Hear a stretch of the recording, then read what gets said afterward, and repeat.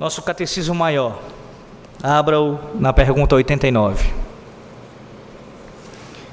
Pergunta 89, nosso Catecismo Maior.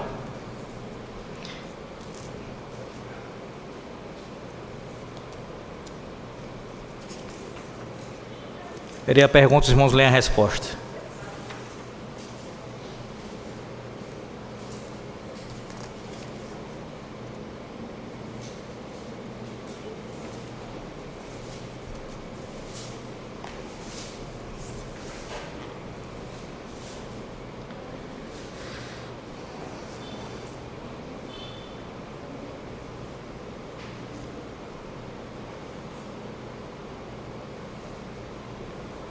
Pergunta 89 do Catecismo Maior diz assim: o que acontecerá aos ímpios no dia do juízo? Resposta: no dia do juízo, os ímpios serão postos à mão esquerda de Cristo, e sob a clara evidência e plena convicção das vossas consciências, terão pronunciada contra si a terrível, porém injusta, sentença de condenação.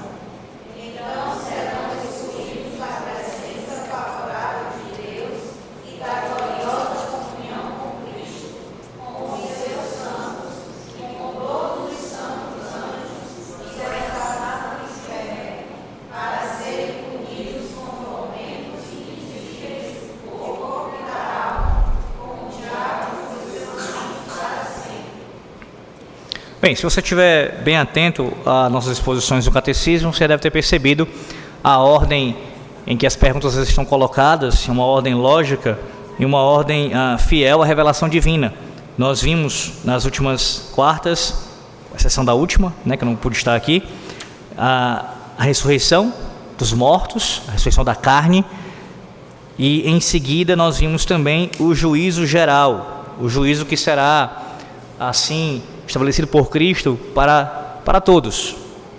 E na sequência, observe, nosso Catecismo mostra agora o que vai acontecer com os ímpios. E na sequência, a pergunta 90, você pode já observá-la aí, que nós iremos tratar hoje, só na próxima semana, se Deus quiser, fala sobre o que vai acontecer com os justos. Então veja a sequência, é exatamente esse o processo. Haverá a ressurreição final, depois a ressurreição, em seguida a ressurreição, o juízo, e neste juízo será assim estabelecido o julgamento para os ímpios e para os justos. Hoje o nosso foco aqui é na pergunta 89 com relação aos ímpios. Então primeiro eu quero que você veja a expressão aqui que o Catecismo utiliza, que é tirada da própria palavra de Deus. Vá lá para Mateus capítulo 25, abra sua Bíblia, Mateus 25 e leia o versículo 33. Mateus 25, 33. Quem encontrar pode ler. Observe que os ímpios serão postos à mão esquerda de Cristo.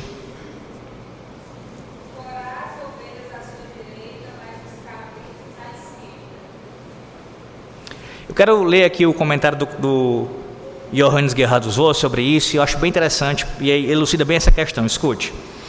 Esse ensino aqui acerca de Cristo colocar os ímpios à sua esquerda significa que eles estarão separados, legalmente separados dos justos. Legalmente separados dos justos. Essas duas classes de seres humanos que existem lado a lado por toda a vida presente serão separadas por Cristo como juiz. Essa separação será infalível, precisa, total e permanente. Nenhum dos ímpios, ao longo de toda a eternidade, jamais voltará a ter contato com nenhum dos justos. Nunca mais será possível que entre eles, que entre essas duas classes de pessoas, haja alguma comunhão. A impiedade e os ímpios serão para sempre totalmente banidos do universo de Deus. É isso que significa. Aqui será a separação final.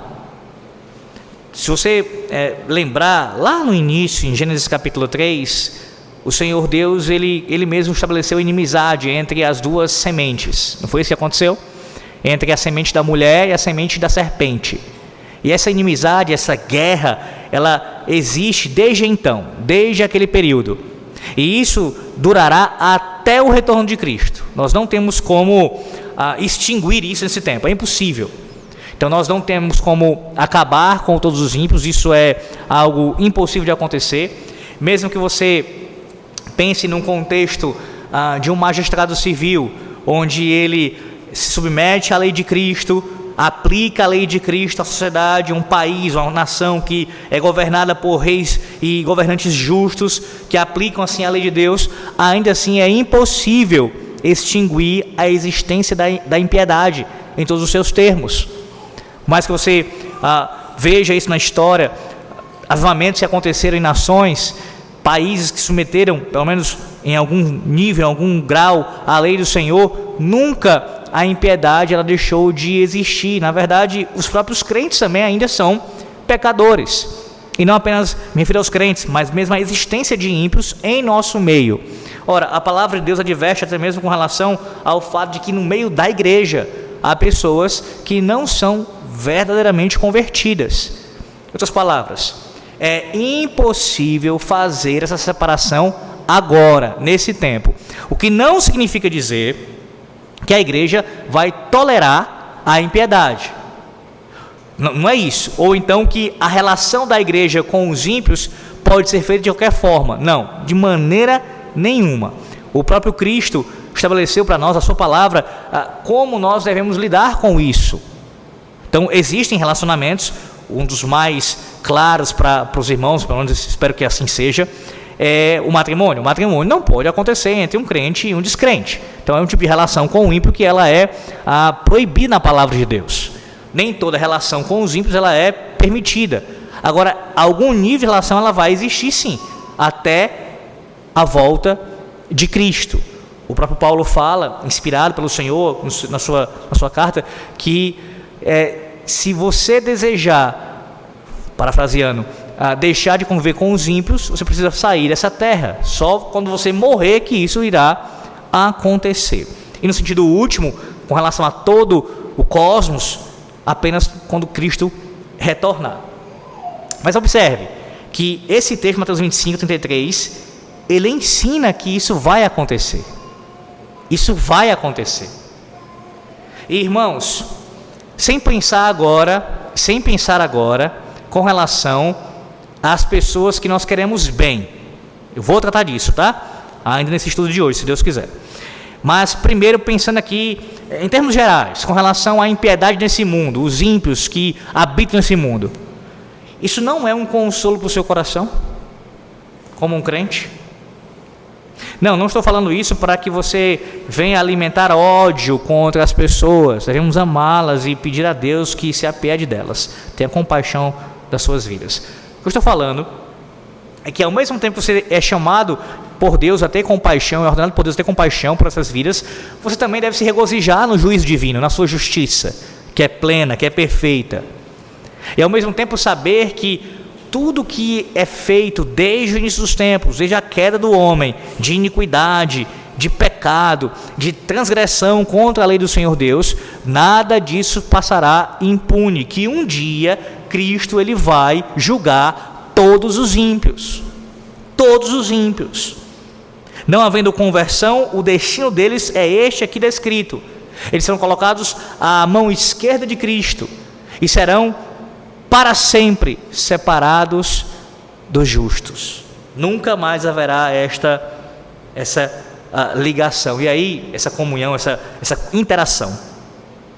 E aí pense nos perseguidores da igreja, aqueles que ao longo de todos os tempos, inclusive em nossos dias, perseguem o povo de Cristo, tanto de maneira mais aberta, como aqueles também que fazem, que o praticam de maneira mais velada, de uma maneira mais camuflada. Todos eles nunca mais nos importunarão, nunca mais, nunca mais. Esse conflito, essa guerra, ela vai chegar a um fim, justamente porque Cristo esmagará a cabeça da serpente de uma vez por todas, no sentido último, o que ele já fez na cruz, ele irá fazer no sentido de consumação final também naquele dia. Ainda com relação a Mateus 25, vá para o versículo 41, peço que você vá para o versículo 41, do 41 ao 43, no capítulo 25, pode ler. Apartai-vos de mim, malditos, para o fogo eterno, preparado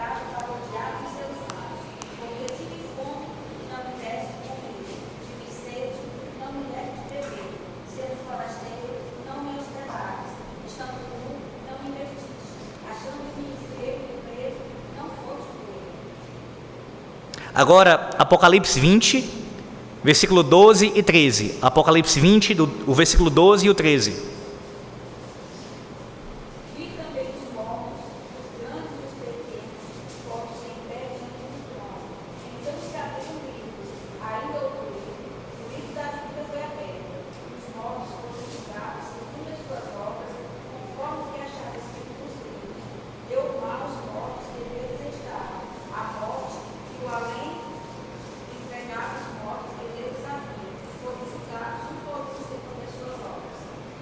Veja, esses dois textos são claros em afirmar a mesma coisa. O quê?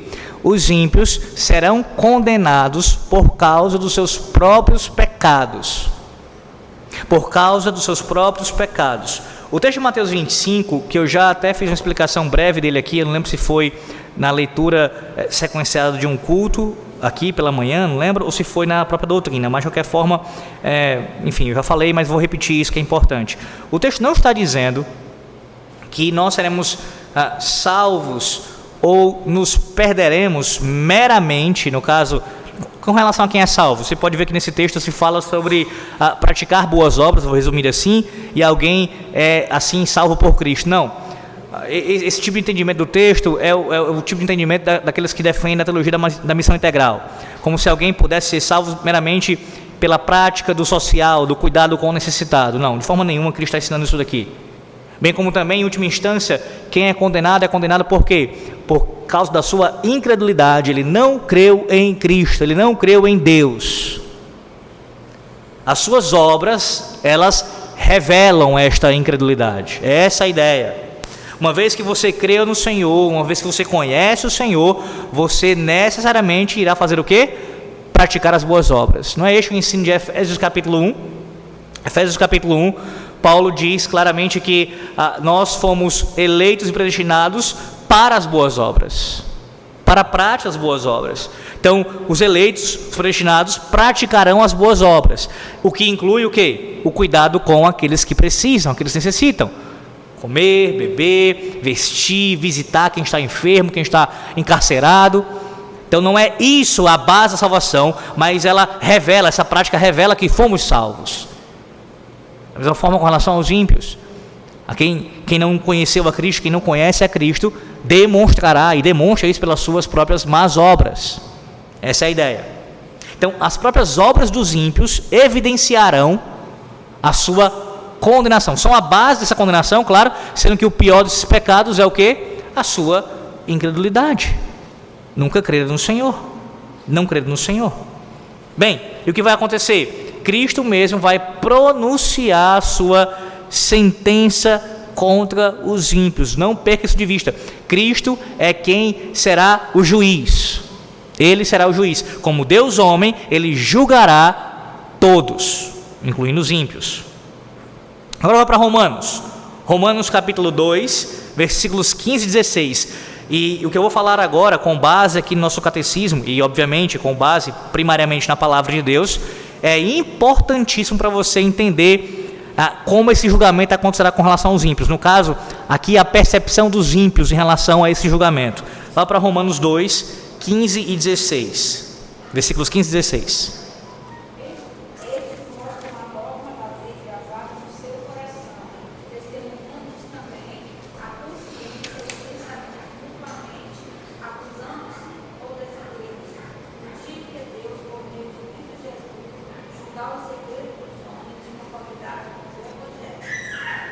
E agora volte um pouquinho para Romanos 1, versículo 20. Romanos 1, versículo 20.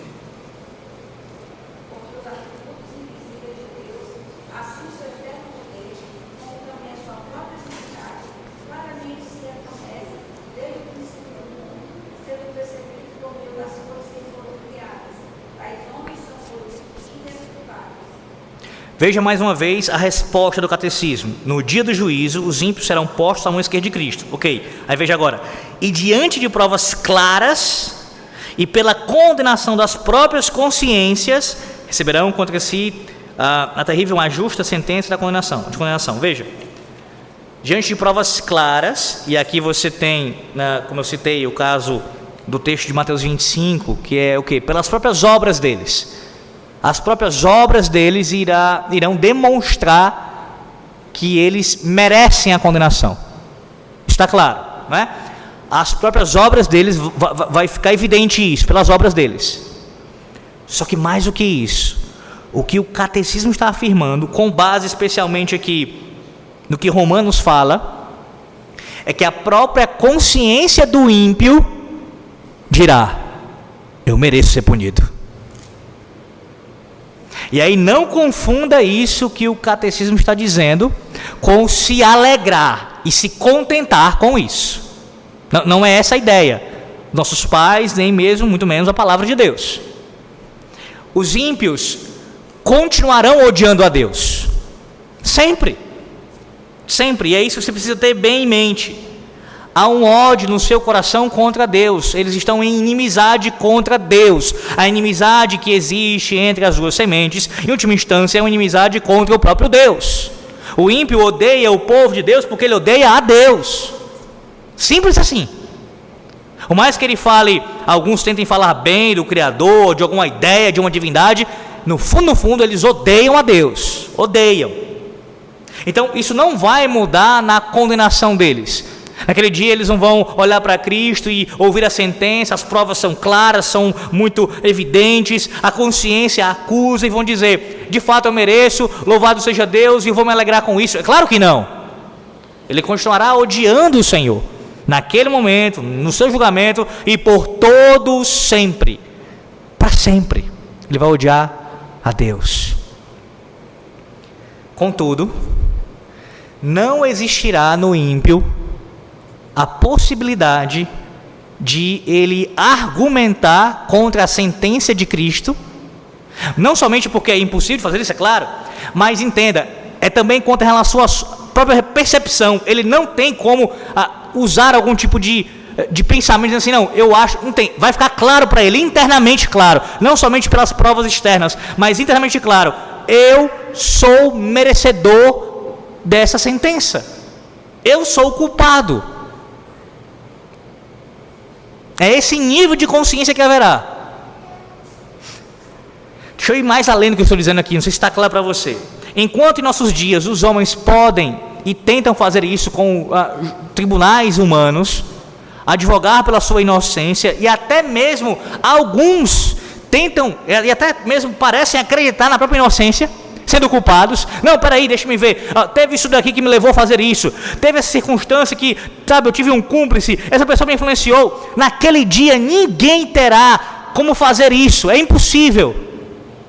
Não só porque Deus é onisciente e Ele vai acabar com todos os argumentos, mas é porque vai ficar evidente para o próprio indivíduo, internalizado nele, que ele é culpado.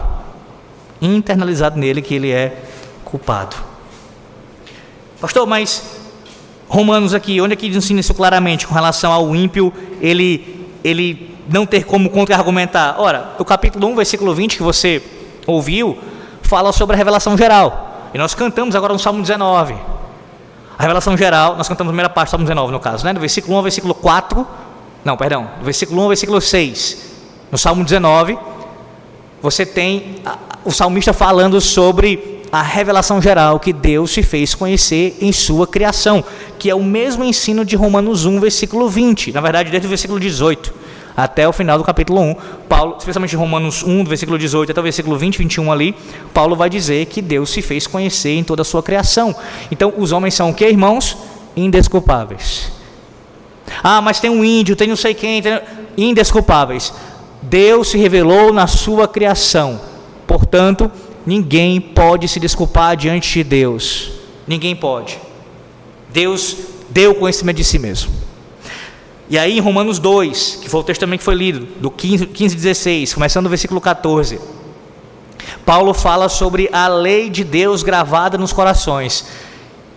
Irmãos, todos nós temos a lei de Deus gravada nos nossos corações. Todos nós. Deus colocou essa lei no coração de Adão, de Eva, todos nós temos. Então o ímpio também tem. Quando o ímpio ele vive em sua impiedade, peca contra Deus, ele peca contra esse conhecimento da revelação geral, externo a ele, mas também peca contra esse conhecimento que é interno, internalizado dentro dele, da lei de Deus. Isso foca esse conhecimento e assim nega o Criador e não se submete à sua vontade. Então ele é indesculpável e tudo isso ficará evidente diante dele. Do quanto ele andou tentando abafar a voz da consciência durante toda a sua vida, naquele dia a voz da consciência vai gritar para ele, e ele não tem como dizer o que dizer com relação a isso. Eu mereço a condenação, mas não é o entendimento de merecimento da condenação como se houvesse contentamento disso. Repito, estou feliz, vou indo para o inferno, tudo bem. Então, não é isso. É em revolta, é em indignação contra Deus, é em ódio contra Deus, permanece isso. Mas sabendo que ele merece receber esta punição. Isso também deve ser para você um consolo, sim, um alento e um descanso na justiça de Cristo, na justiça de Deus. Por quê? Ora, porque Deus não julga, nem agora e nem naquele dia, julga alguém de maneira injusta, de tal maneira que até os condenados terão convicção disso. Os próprios condenados terão convicção disso, de que Deus não está sendo injusto com eles, mesmo odiando a Deus. Eles terão essa convicção. E aí veja como a gente está muito distante disso nesse tempo presente agora, e eu entendo, é claro, por conta do pecado, nós temos limitações mesmo ainda, mas o quanto a gente deve lutar contra isso, contra o quê? De subir em nosso coração qualquer ideia de imputar a Deus injustiça.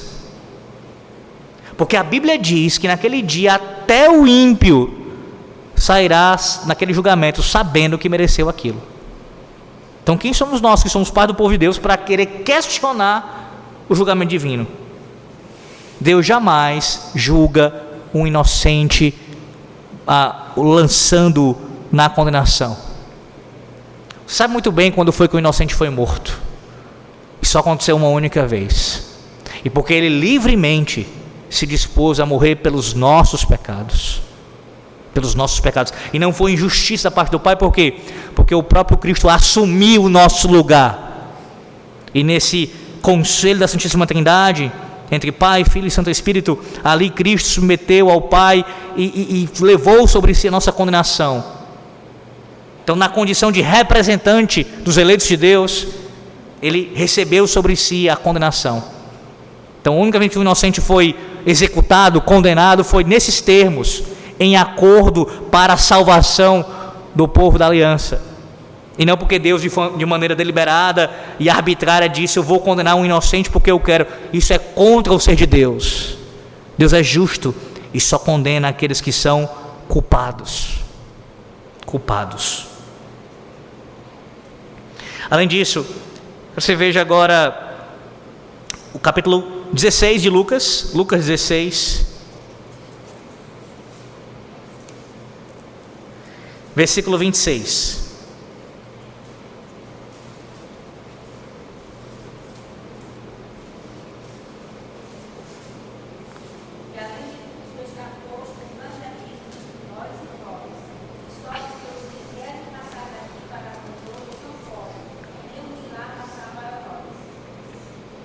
Essa imagem é terrível, irmãos. Os ímpios serão afastados da presença de Deus, da Santíssima Trindade, também dos anjos santos, bem como também de todos os crentes. E aí, quando eu afirmo que eles serão afastados da presença de Deus, isso não entenda mal, não é que Deus não estará lá. Você já ouviu isso outras vezes neste púlpito, e penso eu que também já deve ter ouvido outros pastores fiéis ensinando sobre isso. O inferno, ou o lago de fogo, onde o inferno será lançado também, não é a ausência de Deus, não é, mas a sua presença aterradora em ira, justiça, condenação. Não é que Deus se faz ausente. Deus está presente no inferno, e não é o diabo que governa no inferno, é o próprio Deus que governa. Agora, Deus se manifesta naquele lugar de maneira irada. É Deus se manifestando, Deus aparecendo sem a sua graça, sem misericórdia, sem compaixão, sem amor por aqueles que ali estão. É essa a ideia. Então assim serão isolados da presença graciosa e misericordiosa e amorosa do Senhor nosso Deus. Essa é a ideia. Agora para Mateus 10, 28. Mateus 10, 28. Uma questão importante também sobre isso. Mateus 10, 28.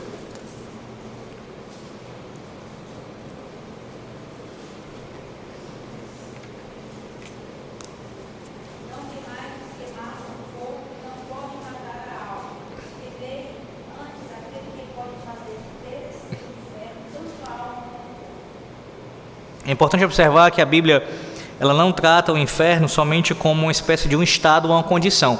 É isso também, mas é mais do que isso, é um lugar. Tá, irmãos? É um lugar. Os ímpios serão postos no lugar. Lembre-se que quando houver a ressurreição dos mortos, não apenas os crentes serão ressuscitados, mas os ímpios também ressuscitarão. Os ímpios também, que descem à sepultura, eles também serão ressuscitados, que significa dizer que a sua alma voltará a estar habitando em seu corpo, não para a glória, não para a honra, mas para a desonra. Só que ele estará assim com o seu corpo e alma reunidos novamente no dia do juízo. Então este corpo, que, entenda, não vai mudar com relação ao fato de que nós precisamos estar num lugar, localizados. Esse corpo será lançado, corpo e alma reunidos novamente, num lugar de sofrimento.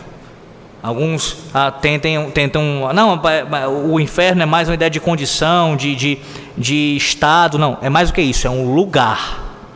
Assim como nós habitaremos no lugar, novos céus e nova terra serão restaurados, nós também cremos que os ímpios habitarão no lugar, num lugar de sofrimento.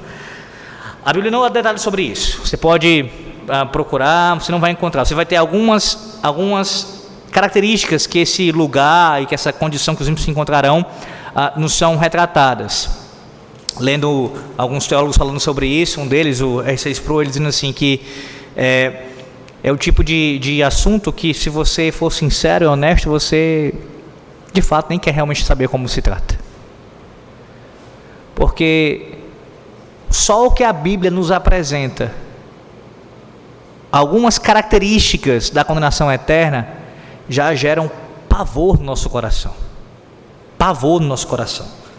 Avalie então se nós soubéssemos os detalhes de fato que irá acontecer ali. Agora, os indícios, as características que a Bíblia dá, algumas delas, certamente haverá um sofrimento no corpo e na alma. Corpo e alma irão sofrer. Haverá assim um ataque, uma verdadeira não é ataque, uma verdadeira pressão sobre a consciência do indivíduo. A consciência também será atormentada eternamente. Isso vai acontecer. Os sentimentos, a questão das afeições também serão atingidas. O sofrimento interno também, não apenas externo. Tudo isso vai ocorrer na condenação eterna. Tudo isso, por todo sempre.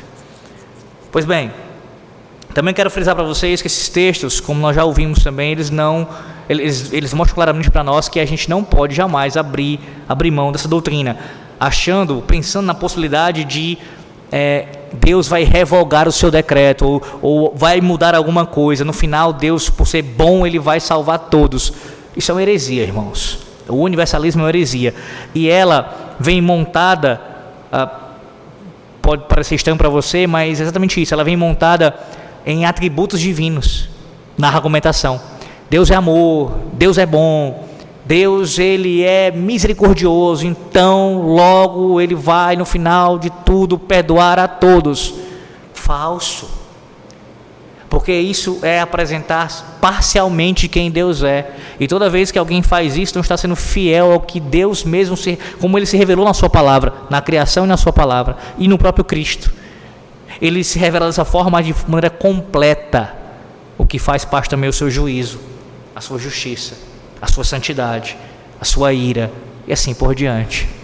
Então, falar ou usar isso para embasar algum tipo de perdão universal é você, além de não revelar a Deus plenamente como Ele realmente se revelou, é querer chamar Deus como cúmplice do pecado e ao mesmo tempo também anular a obra de Cristo. Eu citei isso no último domingo de maneira mais detalhada, eu faço agora novamente. Foi exatamente essa a fala, ou é nisso que implica a fala do anticristo, do Papa Francisco, agora recentemente.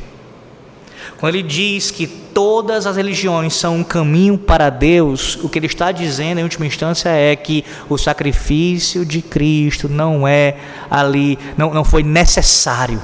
Porque alguém pode ser salvo, mesmo vivendo numa religião pagã, uma religião contra Deus, mesmo não crendo no sacrifício de Cristo, da pessoa e na sua obra. Então isso é negar a obra de Cristo, é negar a obra da salvação. Se você afirmar que qualquer um pode ser salvo nesses termos. Também nós negamos aqui o aniquilacionismo. Aniquilacionismo que ensina que os ímpios eles não viverão para sempre no lago de fogo e enxofre, mas serão aniquilados. Há divergência sobre isso. Há aqueles que defendem um aniquilacionismo que acontece de forma instantânea. Os ímpios serão lançados no lago de fogo e imediatamente serão aniquilados. E há outros que dizem o seguinte: não será assim.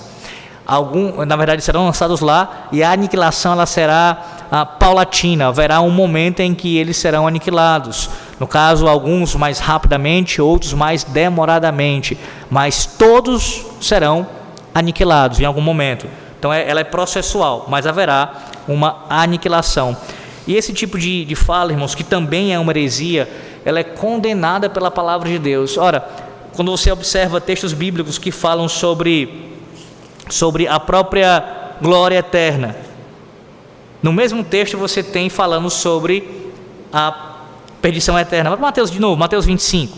Mateus 25, eu peço que você leia o versículo 46. Mateus 25, 46. Pode ler.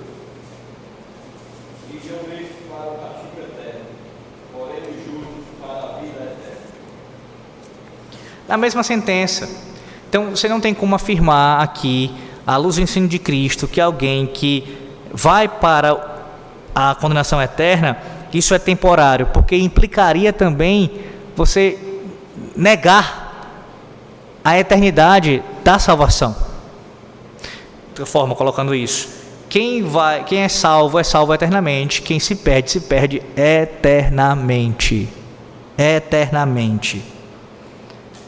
Alguns, e aí mais uma vez, os que falam sobre isso, sobre aniquilacionismo, normalmente também vão tentar embasar esse tipo de fala usando atributos divinos, como o amor de Deus. Não pode Deus ser amor, como a Bíblia fala que Ele é amor, e ao mesmo tempo colocar alguém no inferno eternamente. Essa é uma ideia que não condiz com o caráter divino. De novo, irmãos, que caráter divino é esse? Porque o que a Bíblia revela está completamente de acordo com o caráter divino da Bíblia, com o que a Bíblia revela acerca de Deus. Completamente. Não, essa é uma ideia que o indivíduo inventou de Deus. Não, eu creio em um Deus tão bonzinho, tão amoroso, que Ele não vai fazer isso. Mas o que a Bíblia revela diz isso. Outra coisa, isso também é não entender o que aconteceu com Cristo na cruz. Cristo na cruz, Ele experimentou ali o que os ímpios vão experimentar, no sentido, tá, irmãos? No sentido de quê? Da separação. Lembra quando Ele fala com o Pai, quando Ele ora ao Pai e fala assim, nesses termos, com relação àquela experimentar o juízo do Pai sobre si, aquele momento ali de estar recebendo a ira do Senhor sobre ele. Os ímpios passarão por isso. Lembre-se que Cristo, como Deus homem, só Ele poderia suportar a ira eterna de Deus, porque Ele também é eterno. Digo, no sentido de que de isso ser usado para a nossa redenção, pagar os nossos pecados. Porque você pode dizer, não, pastor, mas os ímpios vão suportar eternamente. Sim, ok, mas não para serem redimidos. Cristo se enquadra perfeitamente, se encaixa perfeitamente para ser nosso Redentor, porque Ele é Deus homem. Na condição de Deus homem, Ele pode pagar a nossa dívida, porque Ele pode suportar ali a ira de Deus eterna sobre Ele, sendo Ele também divino, sendo Ele também eterno, e pagar essa dívida que é eterna. Os ímpios não são eternos e sofrerão sim eternamente, e jamais pagarão a sua dívida. Pelo contrário, verão eternamente assim, recebendo a punição pelos seus pecados. Então veja, o aniquilacionismo, que é defendido especialmente pelos adventistas, ele também é uma heresia, como eu falei, deve ser rejeitado pelas razões que eu citei aqui, tem outros também, não vou entrar devido ao nosso horário aqui, depois eu posso fazer isso, espero fazer isso mais na frente. Mas basicamente, essa é uma tentativa também de você amenizar a imagem do Senhor Deus na sua palavra, como Deus se apresenta, como Deus se revela, como se nós pudéssemos fazer isso. Não, é uma adaptação, no caso. Mas nós somos chamados a falar, a apresentar Deus como Ele mesmo se revela, irmãos. Como Ele mesmo se revela. Veja como se torna mais palatável. Observe, por exemplo, o discurso de alguns adventistas. Eu sempre cito esse, que é o mais famosinho, o Rodrigo Silva. O discurso desses caras é exatamente assim. É um discurso mais palatável, que consegue conquistar as pessoas. Não é à toa que todo tipo de podcast, de ímpio, de quem se diz religioso, de quem crê, sei lá no que, chama o cara para falar. Porque ele tem um tom assim, mais ameno, mais agradável, mais conversador. E essa falsa doutrina do aniquilacionismo está ligado a isso também. Porque quem é que deseja pensar numa punição eterna? Quem é? Seja sincero, seja honesto consigo mesmo nesse momento. Você não tem dificuldades com isso? Quando você pensa sobre isso, você não fica imaginando, mas como? Não haverá um fim?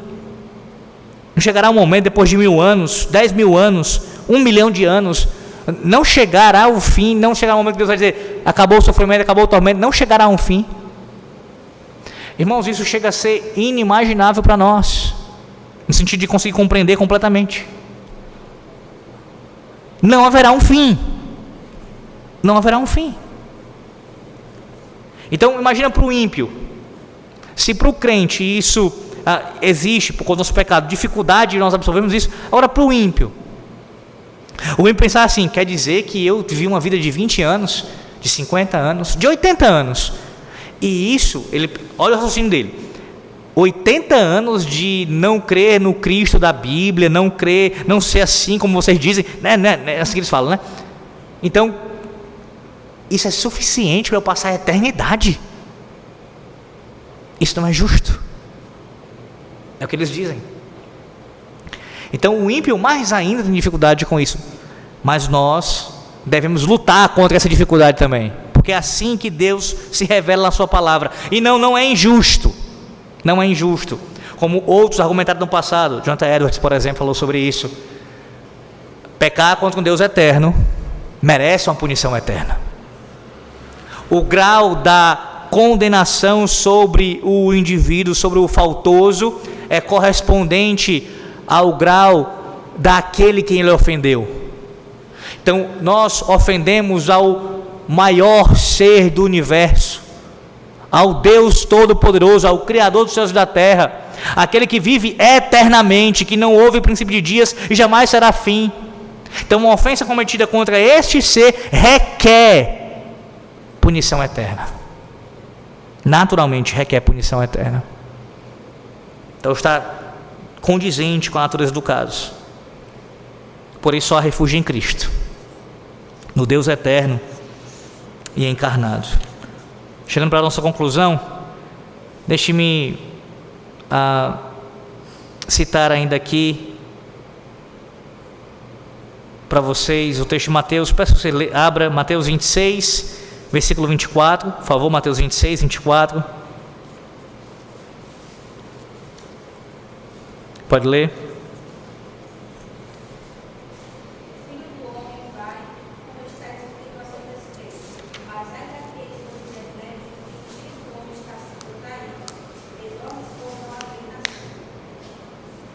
Agora, 2 aos Tessalonicenses, capítulo 1, versículos 8 e 9.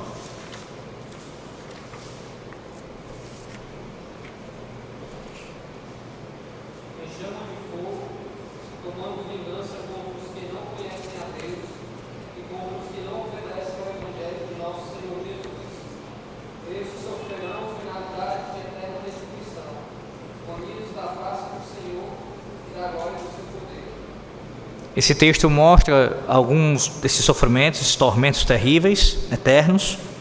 O texto de Mateus 26 apresenta para nós aqui o fato de que ninguém jamais poderá ser restaurado, e essa própria pessoa também não desejará isso. Você não pode perder isso de vista. Porque quando a gente pensa na questão da condenação, a pessoa normalmente pensa assim, está ali sofrendo e não vai poder sair dali, a pessoa quer sair daquela condição. Mas eternidade, irmãos, deixa eu colocar melhor, vida só é vida se for vida com Deus. Por isso a Bíblia fala que aqueles que não conhecem a Cristo estão mortos. Ainda que vivam biologicamente, eles estão mortos. Vida verdadeira, vida plena somente com Deus. Então eles não vão desejar vida. Eles não desejarão ali viver com Deus. Uma coisa é estar achando ruim o sofrimento, a dor, o tormento. Outra coisa é, quero sair daqui para viver para Deus, para ter comunhão com Deus, para amar a... Não existe isso, não querem isso. Então, nesse sentido, não vão querer sair de lá. Nesse sentido, tá? No sentido de que, do propósito pelo qual você viver para o Senhor. Não, apenas o que iria se desejar, que se deseja já agora é o quê? Uma vida sem sofrimento, uma vida sem tormento, uma vida sem problemas, uma vida sem preocupações, uma vida que eu posso viver do meu jeito. Para mim mesmo. Desejar a Deus? Não. E eu concluo, como eu disse no início, que eu ia falar sobre isso, né? E com relação a nós, essa é uma pergunta que normalmente algumas pessoas fazem, né? E com relação a nós crentes, nós que somos a igreja de Cristo, a igreja do Senhor Jesus Cristo, como é que a gente vai lidar com isso, com relação aos ímpios? Eu também, lendo hoje mais cedo, o R.C. Sproul contando uma história, ele dizendo que quando estava no seminário, os alunos acho que um aluno fez uma pergunta ao professor, o pastor e professor John Gastner, e ele respondeu a pergunta sobre isso, era professor, como é que nós lidaremos com os nossos entes queridos que serão lançados no lago de fogo e enxofre? Como é que a gente vai lidar com isso? Não apenas nesse dia, mas por toda a eternidade. E aí, a resposta dele salienta muito bem o porquê que nós temos dificuldade com esse problema agora. Por quê? Não haverá esse tipo de questionamento ao Senhor. O que foi que eu disse? Que para os ímpios ficará claro para suas consciências, não apenas pelas obras externas, mas nas suas consciências, que eles são culpados e que merecem a condenação eterna, mesmo que não tenham contentamento nisso, mas que eles merecem a condenação eterna. Para os justos, meus irmãos, não somente a consciência disso, não somente essa percepção, que será algo evidente, externo e internamente, mas o contentamento. O contentamento. E hoje é difícil você pensar nisso, né? Então eu vou ter contentamento na condenação de todos, inclusive meus entes queridos. Sim. E sabe por que você não consegue pensar sobre isso hoje? E eu sei que é difícil pensar sobre isso hoje, porque hoje para você não consegue amar a Deus mais do que você ama os seus. Esse é o problema. Naquele dia, quando formos glorificados, transformados, sermos a Cristo, nós amaremos mais a Deus do que o nosso próximo, e amaremos de forma perfeita. Poderemos de fato dizer que amaremos a Deus de todo o nosso entendimento, alma, corpo, coração, com tudo. Amaremos a Deus perfeitamente. E amando a Deus perfeitamente, haverá satisfação em Deus. Deus irá nos completar, nos encher de uma forma que é indizível. Não tem como descrever aqui. Não tem como mensurar isso. Então, isso fará com que o contentamento ele exista. E aí não confunda a minha fala com eu estou tendo uma alegria que é perversa. Me alegrando em ver o outro sofrer. Não é essa a ideia. é de que o sofrimento destes não atrapalhará a minha comunhão com o Senhor. O sofrimento destes não fará com que eu levante meu dedo e diga: o Senhor é injusto. O sofrimento destes não fará com que eu venha de alguma maneira aqui questionar a Deus e dizer assim: não é bem assim. Pelo contrário, eu estarei plenamente satisfeito com o que Deus fez. É isso que vai acontecer. Só que nesse tempo presente não é assim. Nesse tempo presente, nós por vezes amamos mais a outras coisas e a outras pessoas do que ao próprio Deus. Quando Cristo disse: se você não deixar pai, mãe, filho, todos por amor de mim, você não é digno de mim. Pois bem, naquele dia, se você estiver ao lado direito, não esquerdo, ao lado de Cristo, para viver com Ele para todo sempre, você terá de fato chegado a esse momento. Qual? Você amou mais a Cristo, você ama mais a Cristo do que a todos os demais. Eu sei, dura coisa é ouvir isso, mas ao mesmo tempo é consolador. Consolador aonde, pastor? Ora, se você está em Cristo, você não tem o desejo de que nada atrapalhe a sua comunhão com Ele? E aí você tem que entender isso: nada é nada mesmo. Nem o meu cônjuge, nem os meus filhos, nem os meus pais, nem as pessoas com quem eu convivo, com quem eu amo, quem eu quero bem, ninguém pode atrapalhar a minha comunhão com Deus. Ela é superior, infinitamente superior a qualquer outra. E é assim que a gente deve orar nesse sentido: Senhor, que desde agora eu possa em algum nível experimentar isso. Eu sei que eu não vou conseguir perfeitamente, eu sei que por vezes eu vou falhar nessa questão também, mas eu te peço, Senhor, eu pecar contra ti, mas eu te peço que eu não venha pecar dessa forma, que eu venha o meu amor por ti aumentar cada vez mais do que eu amo meu pai e minha mãe, mais do que eu amo meus filhos, mais do que eu amo meu cônjuge, que eu venha amar mais a ti, Senhor Deus, cada vez mais, sem deixar de amá-los, sem deixar de orar por eles, sem deixar de ansiar a salvação destes e dos demais também, mas sabendo que o meu amor por ti, a minha vida contigo é infinitamente superior ao que eu tenho aqui com estes. Então é sim consolador, irmãos. É sim consolador. Você acha mesmo que Deus iria deixar isso acontecer? Você acha mesmo que Deus, depois de fazer tudo que Ele fez por nós, por amor a nós, por meio do Seu Filho, Ele vai permitir que naquele dia haja alguma coisa que possa atrapalhar essa comunhão? Ele mesmo diz que enxugará os nossos olhos toda lágrima. Toda lágrima. Deixa-me dizer uma coisa para você. Céu, ou novo céu e nova terra, continuam sendo novos céus e nova terra sem o seu pai, sem a sua mãe, sem o seu filho, sem o seu cônjuge. Só não é sem Cristo. Só não é sem Cristo. Novos céus e nova terra, ou o céu agora, o estado intermediário, continua sendo céu com Cristo, sem nenhum deles lá. Sem nenhum deles lá. Só não é sem Cristo. Só não é sem Cristo. Que esse seja nosso contentamento nessa noite, e que nós venhamos a usar essa doutrina, no caso, a ensiná-la também para os ímpios. Como assim, pastor? Então quer dizer que alguém que não está em Cristo deve ouvir sobre o pavor do inferno como uma razão para ir a Cristo? É claro que sim. O que eu jamais defenderei, e nossos símbolos de fé também não falam isso, nem a Bíblia ensina isso, é que essa deveria ser a razão principal. Não. A razão principal é que alguém, de fato, ela ame ao Senhor. Mas sim, faz parte da apresentação do Evangelho para que alguém largue o mundo, largue os seus pecados e venha a Cristo, faz parte também o temor do inferno, o medo da condenação eterna.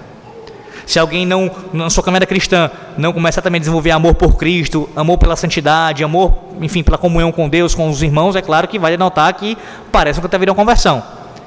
Mas também pela questão do temor à condenação eterna, devemos sim falar sobre isso. E que isso seja incutido na mente deles, no coração deles. Se você não se arrepender dos seus pecados, você será condenado, você já está condenado e será assim formalmente, publicamente condenado naquele grande dia. Lembre-se que Cristo falou mais sobre o inferno do que sobre o céu. Isso é importantíssimo, irmãos. Importantíssimo. Interessante como muitos usam os ensinos de Cristo, né? Cristo, colocam Cristo contra o Antigo Testamento, colocam Cristo contra os apóstolos, é só Cristo, no sentido errado do termo. Mas Cristo, esses mesmos pregadores do falso caminho da graça, né? Caio Fábio e outros do tipo, Cristo, é só Cristo. Cristo falou de inferno e falou muitas vezes. Não só para religiosos, não só para fariseus, mas para todos aqueles que não crescem nele e não se arrependem dos seus pecados. Então que a gente faça o mesmo, que a gente siga o caminho do Senhor e anuncie também a condenação eterna para aqueles que não creem no seu nome, mas ao mesmo tempo apresentando o caminho de salvação, que é o próprio Senhor. Amém.